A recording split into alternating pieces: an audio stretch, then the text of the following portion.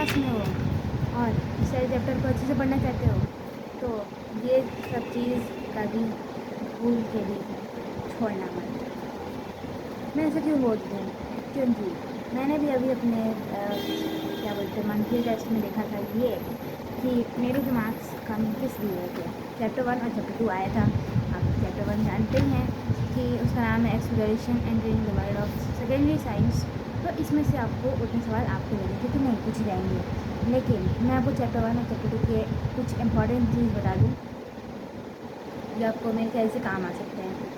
जैसे मुझे अपने टाइम पे रिग्रेट फील हुआ लेकिन आपको काम आ सके। तो सबसे पहला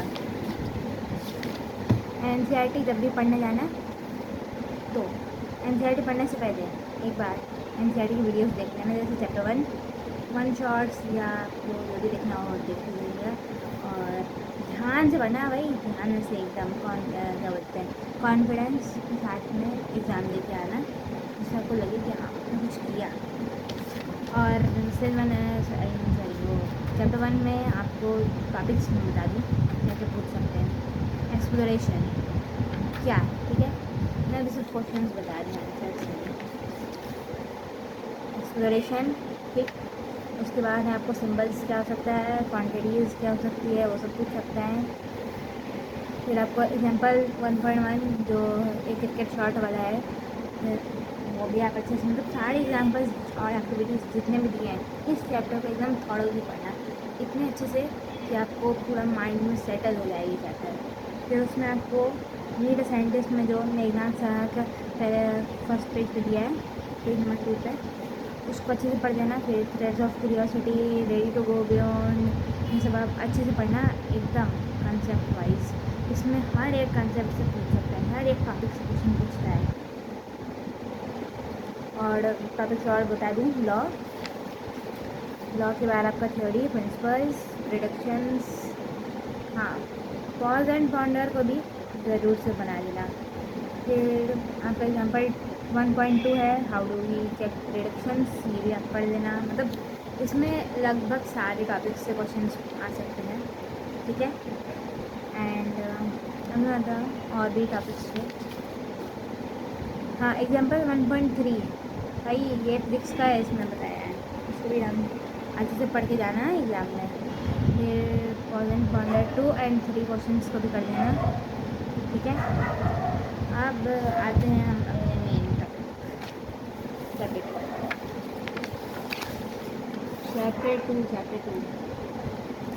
चलो फटाफट अपने बुक का निकाल लो आप, पेज नंबर 8 एंड बैठ जाओ मेरे साथ पढ़ने।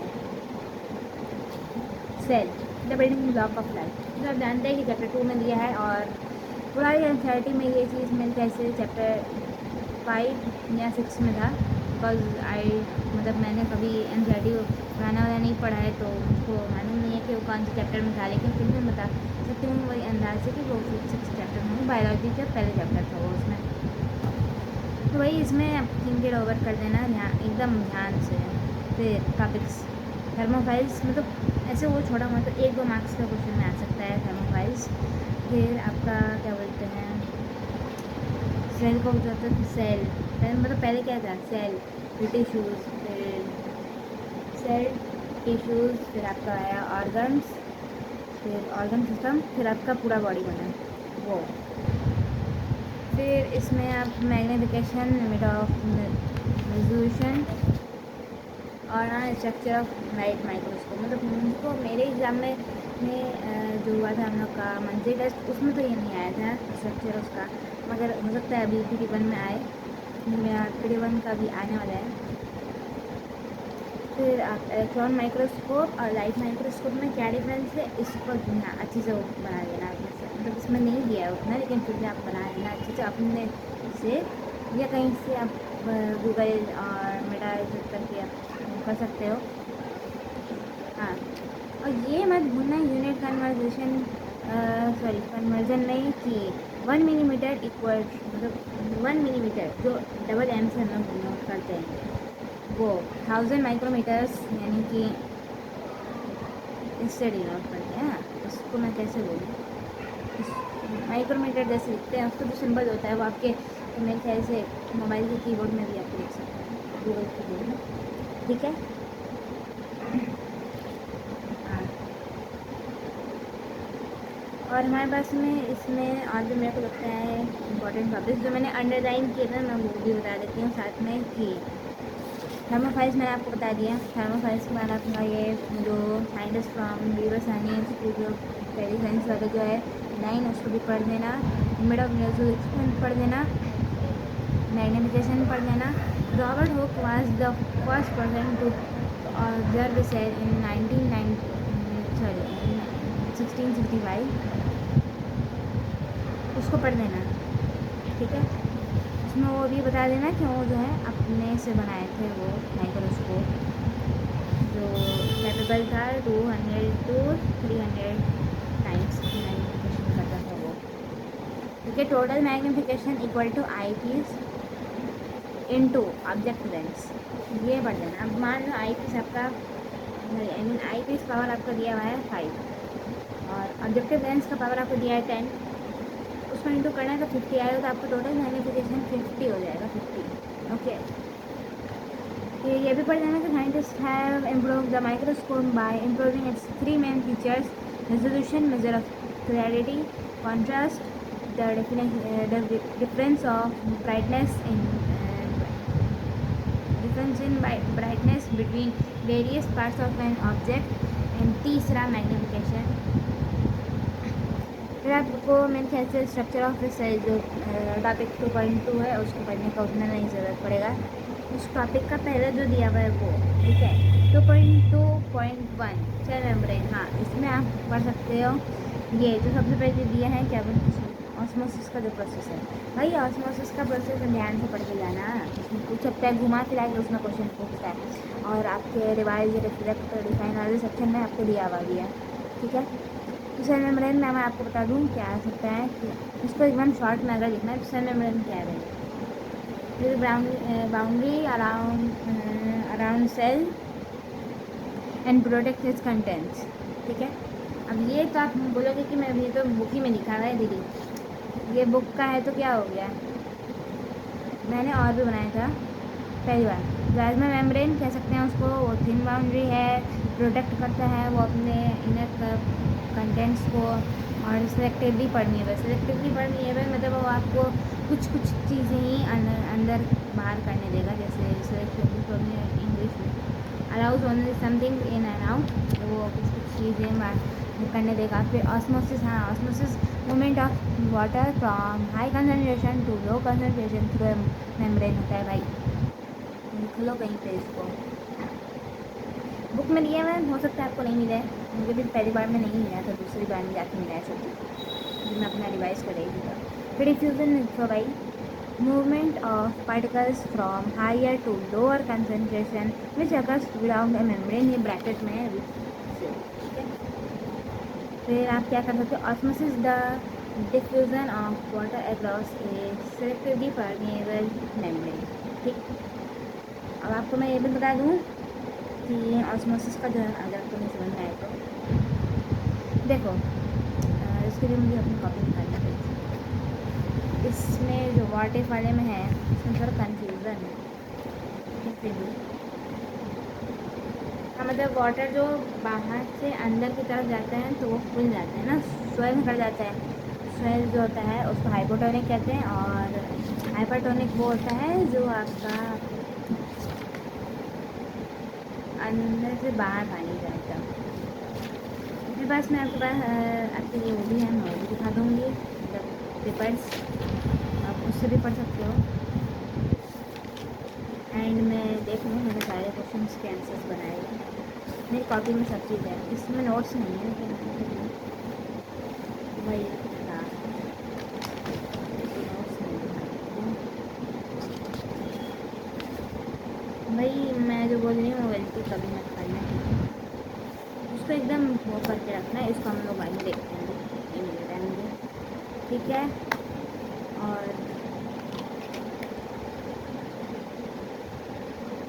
नैनोमीटर बता दूँ क्या, नैनोमीटर में ऐसे पूछेगा नहीं इसमें, तो उसमें कोई ज़रूरत नहीं। सेल वन कर दो भाई, cell one is the additional covering outside the cell membrane of your plants. ठीक है, सेल वॉल क्या है, जो आपका एडिशनल कवरिंग है, मतलब जो आपका बाहर से है लगा हुआ, उसके सराउंड में, सेल मेम्ब्रेन के सराउंड में सेल वॉल आपको सिर्फ प्लांट सेल में मिलेगा, आपको इसमें नहीं मिलेगा, एनिमल सेल में नहीं मिलेगा, और बैक्टीरियल सेल में नहीं मिलेगा, उसमें नहीं होता है इसमें। और हाँ, सेल वॉल जो है वो आपको मतलब रिजिड स्ट्रक्चर के लिए काम करता है। एनिमल्स में इसलिए नहीं होता है, अगर होता तो ये जो है वो ऐसे नहीं होता ना, ये सब ऐसे थोड़ी हो पाता है, तो ये स्ट्रक्चर बन जाता है बोन की तरह। बोन कैसे इसके लिए, हाँ हो सकता है। ठीक है, अब cellulose, A type of carbohydrate formed by many glucose units link together. Cellulose जो है वो एक टाइप ऑफ कार्बोहाइड्रेट है, वो कार्बोहाइड्रेट का एक टाइप है जो बहुत सारे ग्लूकोज साथ में जोड़ के बनाए। Organelles, the cytoplasm contains several subcellular components, उसको हम ऑर्गेनेल्स कहते हैं। ठीक है, फिर सेलुलोज हमारे डाइट में, सेलुलोज होता है, वो हमें रफेज और डाइजेशन में हेल्प करता है। अब सेल का इंटीरियर पार्ट्स में मैंने आपको अभी ऑर्गेनाइज बता दिया। ठीक है, ऑर्गेनाइज वही जो साइटोप्लाज्म होता है, वो सेवरल मतलब बहुत सारे वो सेलुलर कंपोनेंट्स होते हैं, उसमें वही होता है ऑर्गेनाइज। ठीक है, और प्रोकैरियोटिक सेल्स बता देती हूँ अभी। प्रोकैरियोटिक सेल्स में प्रो का मतलब होता है प्रिमिटिव, और कार्योन का मतलब होता है न्यूक्लियस। ठीक, तो मिला के बनता है prokaryotic cells means primitive nucleus. ठीक है, और यूकैरियोटिक सेल्स में यूज होता है वो ट्रू होता है, और कार्योन का मतलब होता है न्यूक्लियस, तो ट्रू न्यूक्लियस होता है, मतलब उसमें यूकैरियोटिक सेल्स में न्यूक्लियस होता है। ठीक है, अब आप आ जाओ, ये जो सारे दिए हुए हैं पेज नंबर 14 पे, इसके सारे पे आ जाओ। 2.3 के डायग्राम जो दिए हैं 2.4 में एक्टिविटी में। ठीक है, अब उसमें हम देखते हैं सबसे पहले बैक्टीरियल सेल। बैक्टीरियल सेल में आपको क्या दिया है, राइबोसोम दिया है, सेल वॉल दिया है, सेल वॉल है इसमें, पूरा कन्फ्यूज़न। अगर मैंने बोला था कि नहीं है तो उसको छोड़ देना, वो गलत हो गया, वो मुझको कन्फ्यूज़न हो गया था थोड़ा सेल वॉल में। ठीक है, एंड इसमें न्यूक्लियॉइड है, जेनेटिक मटेरियल होता है। ठीक, अपेंडेज फॉर लोकेशन, उसके लिए दिया में लोकोमोशन। साइटोप्लाज्म होता है, उसमें ये मत कर देना कि साइटोप्लाज्म नहीं होता, साइटोप्लाज्म सारे में होता है। ठीक है, और आप वो उसमें बताओ कि क्या कमी है बैक्टीरियल सेल में, क्या कमी हो सकता है। तो इसमें यही कमी है कि lakhs well defined nucleus and organelles, इसमें ऑर्गेनेल्स नहीं है और वेल डिफाइंड न्यूक्लियस नहीं है। ठीक है, अब बी 2.4 का बी वाला फिगर, नहीं 2.10 फिगर बी, इसमें आपको प्लांट सेल का फिगर दिया है भाई। इसमें आपको वैक्यूल है, बड़ा सा जो ग्रीन कलर का है वो वैक्यूल है, क्लोरोप्लास्ट है, सेल वॉल है, सेल मेम्ब्रेन है, न्यूक्लियस, न्यूक्लियोलस, एंडोप्लाज्मिक रेटिकुलम, इसमें ER होता है दोनों में, क्या बोलते हैं, प्लांट सेल में और एनिमल सेल में ER होता है, इसमें मत कन्फ्यूज होना। ER में, ER के दो टाइप्स होते हैं, वो मैं आगे बताऊँगी आपको। न्यूक्लियस है, एंडोप्लाज्मिक रेटिकुलम जो मैंने आपको कह दिया, माइटोकॉन्ड्रिया, साइटोप्लाज्म, गोल्गी बॉडी, ये सब है। गोल्गी बॉडी और गोल्गी अपैरेटस में कंफ्यूज मत होना, दोनों वही होता है, एक ही चीज़ है, बस नाम अलग अलग है। तो अगर आपके पेरेंट्स से आप पूछें कि गोल्गी बॉडी मतलब गोल्गी अपैरेटस क्या है, अगर वो आपको रिटर्न में गोल्गी बॉडी बोले तो उसमें कंफ्यूज मत करना, क्योंकि दोनों एक ही चीज़ है, बस नाम अलग अलग है, गोल्गी बॉडी और गोल्गी अपैरेटस। ठीक है, अब एनिमल सेल में हम लोग बात करते हैं, मतलब 2.9 का उसका सी नंबर फिगर, उसमें हमारे पास में राइबोसोम है, गोल्गी बॉडी है, साइटोप्लाज्म, इसमें मतलब लगभग वही सारी चीज़ें, बस इसमें एक और चीज़ होता है ऐड लाइसोसोम। ओके, अब आपका जो पेज नंबर 15 पे रेडी टू गो बियॉन्ड दिया है, मतलब इस साइड का जो दिया हुआ है, ठीक है, इसको करना है। तो इसमें लिखा हुआ है जो, उसको ध्यान से पढ़ लेना, ठीक है। इसमें मैं बता देती हूँ क्या लिखा हुआ है। Viruses, viroids and prions are ऐसे होता है, मतलब उसमें सेल्स नहीं होते हैं, ठीक है। infectious agents that are too small to be seen under a light microscope, मतलब वो इतने छोटे होते हैं कि वो लाइट माइक्रोस्कोप में वो दिख सकते हैं, खाली लाइट माइक्रोस्कोप में दिख जाएंगे, मतलब इलेक्ट्रॉन माइक्रोस्कोप में तो दिख जाएंगे। वायरसेस जो होते हैं वो कंपोज होते हैं जेनेटिक मटेरियल और प्रोटीन कोड के साथ। मतलब वायरसेस में क्या होता है, एक जेनेटिक मटेरियल होता है और एक ये होता है प्रोटीन का कोड, पूरा वो कोड रहता है। फिर viroids lack protein coat around its genetic material, while prions are misfolded proteins which lack genetic material. वैसे ही वायरसेस में आपको मिल गया क्या, प्रोटीन कोड और जेनेटिक मटेरियल। अब वायरॉइड्स में आपको क्या लैक करता है, क्या चीज़ की कमी है वायरॉइड्स में, प्रोटीन कोड का। और वही प्रायॉन्स जो है वो मिसफोल्डेड प्रोटीन्स है, मतलब अब उसमें जेनेटिक मटेरियल की कमी है, ठीक। हमारा table 2.2 comparison between prokaryotic and eukaryotic cells को देख लेना ध्यान से। इसको मतलब अगर आपका फाइनल भी हो तब भी आप इसको ध्यान से, फाइनल एग्जाम जब आने वाला हो तो ये वीडियो आप देख सकते हो, तो आपको पता चल जाएगा आपको क्या क्या पढ़ना ज़रूरी मुझे लगता है अभी मेरे सिर्फ एक दो एग्ज़ाम्स में। या आपका अगर अभी यूनिट टेस्ट, पीरियोडिक टेस्ट ये सब होगा तो आप ये भी देख सकते हो, इसमें भी आपको काम ही आएंगे अगर आपका स्कूल में जैसे टेस्ट पेपर है। बिकॉज मुझे तो नहीं मालूम, सब टेस्ट पेपर तो अलग अलग होते हैं सभी से जगह के, मेरा स्कूल का अलग है ना। तो उसमें हम देख लेते हैं कैरेक्टरिस्टिक्स प्रोकैरियोटिक सेल और यूकैरियोटिक सेल्स का। तो पहला है कैरेक्टरिस्टिक आपका प्रिमिटिव न्यूक्लियस, जो आपके प्रोकैरियोटिक सेल में प्रेजेंट है और यूकैरियोटिक सेल में एब्सेंट है। Diameter of a typical cell, prokaryotic cell में आपको वही 1 to 10 माइक्रोमीटर में है और यूकैरियोटिक में 10 to 100 micrometre. Number of cells in an organism, prokaryotic में आपका यूजुअली यूनिसेलुलर होता है और यूकैरियोटिक में आपका या तो मल्टीसेलुलर होगा या तो यूनिसेलुलर होगा।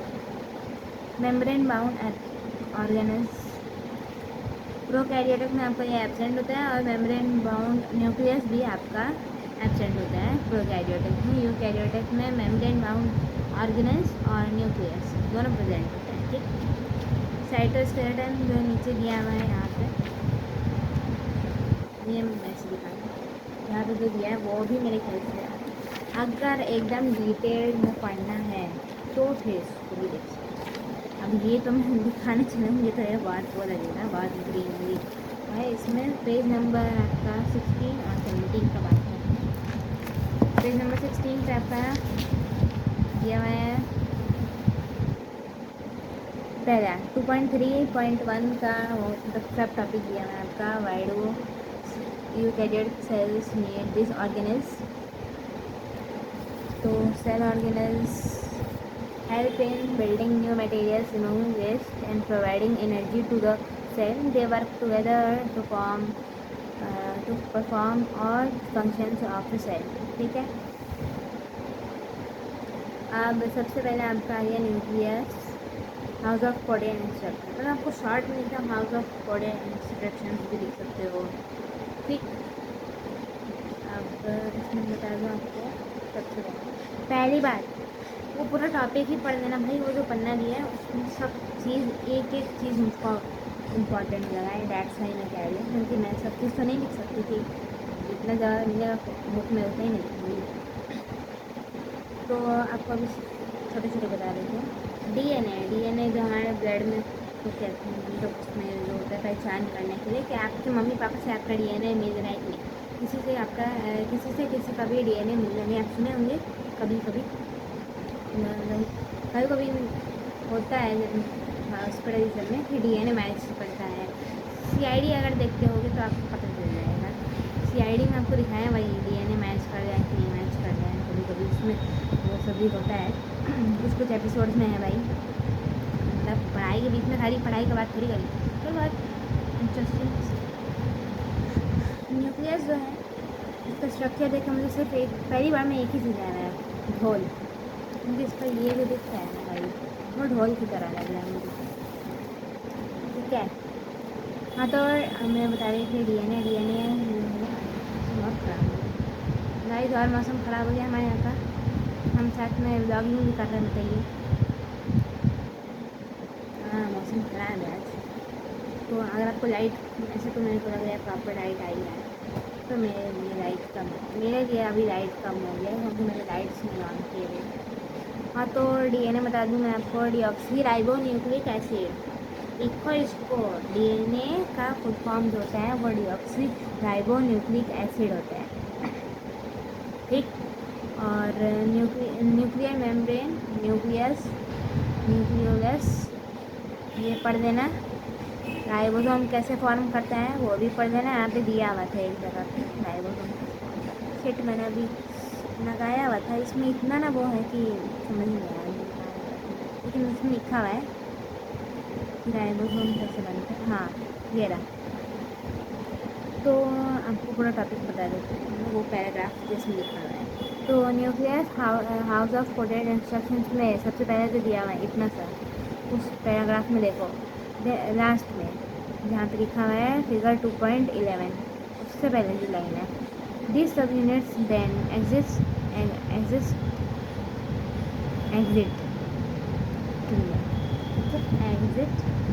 the nucleus to cytoplasm where one large and one small subunits assemble to form the ribosome। तो राइबोसोम कैसे बनता है वो आपको इसमें बता दिया है, बाकी अब मेरे पास टाइम नहीं है, इसमें हिंदी भी खुद ट्रांसलेट करना पड़ेगा पूरा। ठीक है, तो अभी मैं मतलब आप समझ गए ना ये। अच्छा, एंडोप्लाज्मिक रेटिकुलम, एंडोप्लाज्मिक रेटिकुलम भाई आपका दो टाइप का होता है, ये तो आपको मालूम नहीं होगा। रफ एंडोप्लाज्मिक रेटिकुलम और स्मूथ एंडोप्लाज्मिक रेटिकुलम, दोनों अलग अलग होते हैं। Rough means rough, smooth means smooth. तो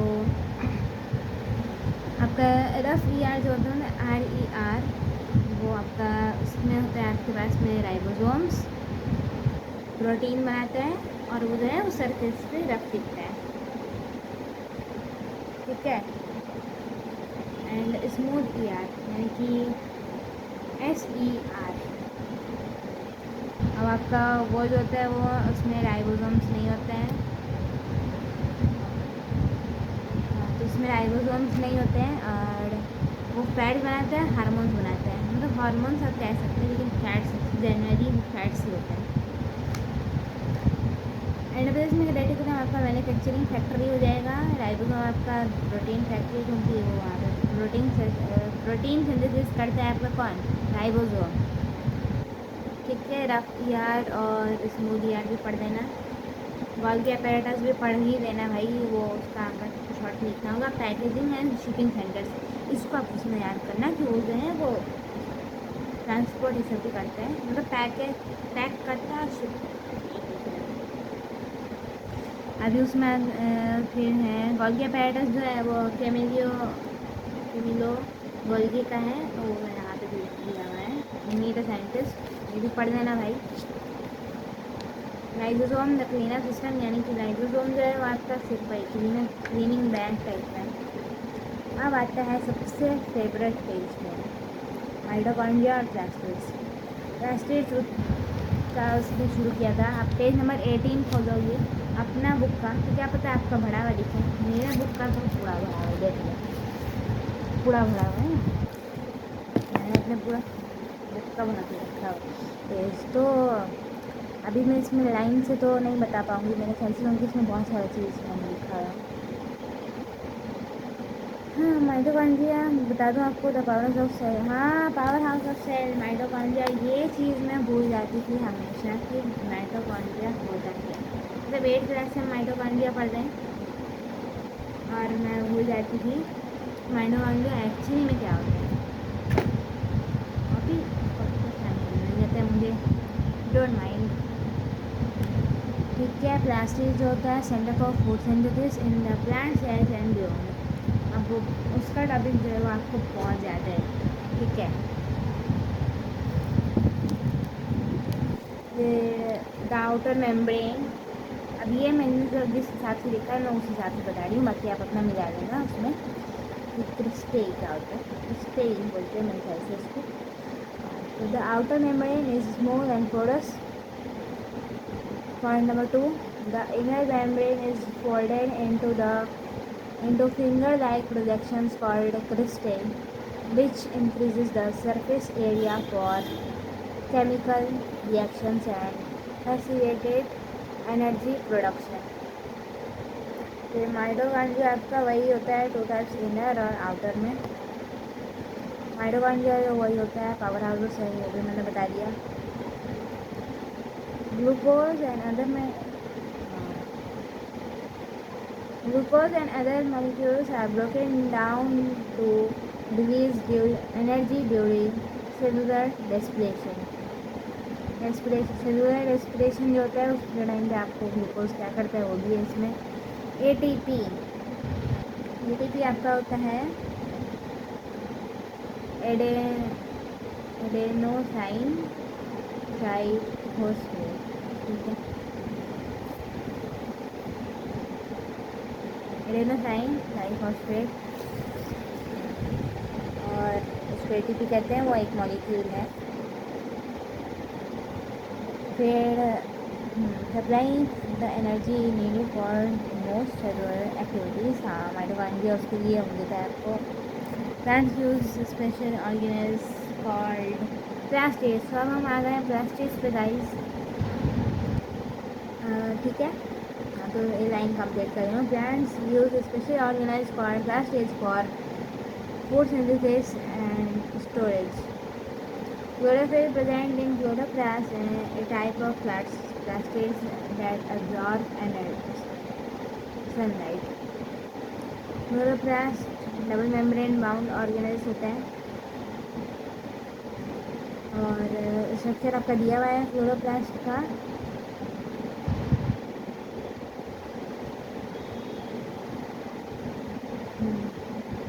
स्ट्रोमा क्या होता है वो भी मतलब इम्पोर्टेंट क्या है मैं और बता रही हूँ जानने की। मैं बार बार इसलिए चेंज कर रही हूँ क्योंकि इसमें मैं आपको बहुत सारी चीज़ दिखा रही हूँ ना, इसलिए बता रही हूँ। अभी हम ये ख़त्म है हमारा, ठीक है, इसे ख़त्म करके Within the stroma, disc-shaped membrane contains chlorophyll. Light energy is absorbed by them during photosynthesis. ठीक है, और इसमें लिखा हुआ एक और लाइन पेज नंबर 19 में सबसे स्टार्टिंग में ही मैंने बोला light energy is absorbed by them during photosynthesis. उसके बाद है आपका line the sugar synthesis is the process are stored in the process are stored in stroma along with the starch granules।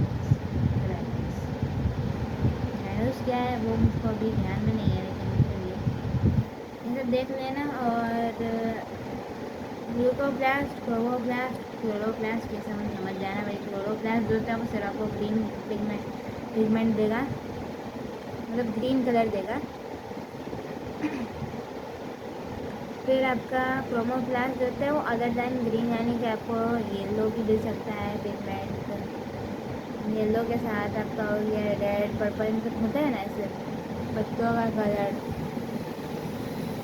पत्तों और फूल ये सबका कलर देगा।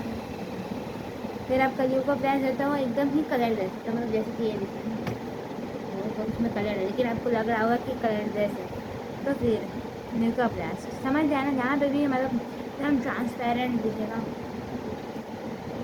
कलर दे सकता है, वाइट कलर का भी हो सकता है।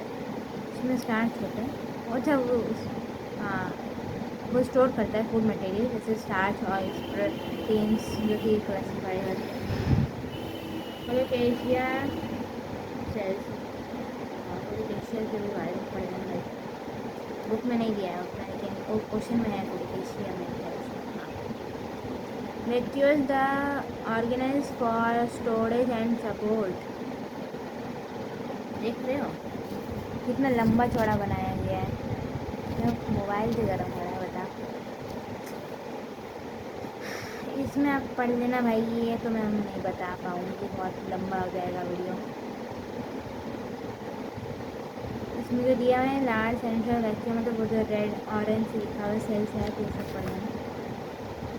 वाई ग्रो और डिवाइड कैसे होता है वो पढ़ लेना। आपका सेल डिवीज़न जो है, हाँ ऑनियन वाले से दिया है ना, उस एग्जाम्पल से पढ़ लेना। माइटोसिस जो होता है वो आपका 2 आइडेंटिकल डॉटर सेल्स प्रोवाइड करते हैं, और मियोसिस जो होता है वो आपका 4 गैन करते हैं। तो इसमें आपका वही वो देख लेना। ये भी पूरा क्या है, ये सेल डिवीज़न वाला टॉपिक भी आप देख लेना, मतलब पूरा ये इसमें बोला है कि आपको चैप्टर 11 में भी बताएंगे। तो अभी तो भाई आप सेल के इसमें पढ़ रहे हो, तो इसी में पढ़ना। फिर लास्ट तक का पढ़ लेना। मीटर साइंटिस्ट कर देना, मेरे ख्याल से आ सकता है एग्ज़ाम में वो, अरुण कुमार शर्मा वाला। पॉज एंड पॉन्डर भी आप क्वेश्चंस बना देना, मतलब जहाँ जहाँ आपको पॉज एंड पॉन्डर है वो आप बनाते जाना, तो आपका प्रैक्टिस होते जाएगा।